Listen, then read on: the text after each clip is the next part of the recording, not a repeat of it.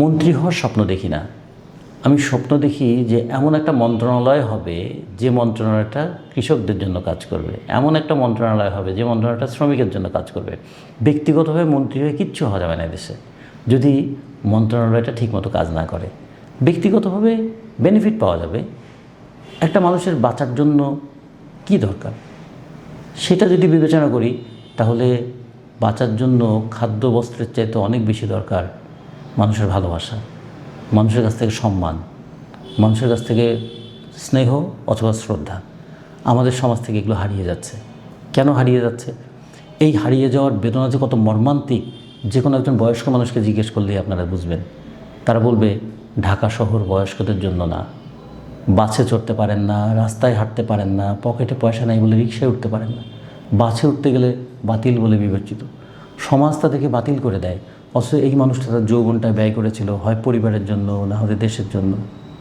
তাহলে এগুলো যদি আমরা ভাবি, তাহলে আমরা ভাববো ব্যক্তিগতভাবে হতাশ হয়ে যাওয়ার, ব্যক্তিগতভাবে পরাজিত হয়ে যাওয়ার, ব্যক্তিগতভাবে হাল ছেড়ে দেওয়ার অনেক উদাহরণ আছে।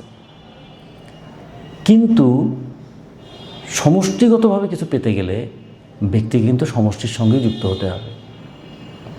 অনেক আগে ওমর মুখতার নামে একটা ছবি দেখেছিলাম। সেই ছবির শেষ পর্যায়ে সে লিবিয়ার স্বাধীনতার আন্দোলনের সেই নেতা, তিনি বলছিলেন যে ঈশ্বর তোমাকে ধন্যবাদ যে আমি শত্রুর হাতে মৃত্যুবরণ করলাম। মানে তার মধ্যে এরকম ছিল যে অসুস্থ হয়ে কাতরাতে কাতরাতে মৃত্যুটাও মৃত্যু, আবার একটা সংগ্রামের পথে থাকতে থাকতে মৃত্যু। ফলে এগুলো একসময় যৌবনে আমাদেরকে ভাবিয়েছে। এখন আমাদেরও পরন্ত বেলায় এসে আমাদেরও ভাবনা যে মন্ত্রী হওয়াটাকে কি জীবনের লক্ষ্য মনে করেছিলাম কখনো?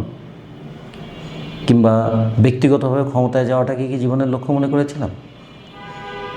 কারণ বাংলাদেশে মন্ত্রিত্বের চেয়ার কোনো দিন খালি থাকে নাই, বাংলাদেশে প্রধানমন্ত্রীর চেয়ার কখনো খালি থাকে নাই, প্রধান উপদেষ্টার চেয়ার খালি থাকে নাই, প্রেসিডেন্টের চেয়ার খালি থাকে নাই, কিন্তু জনগণের প্রাপ্তির ঝুলিটা সবসময় খালি থেকে গেছে।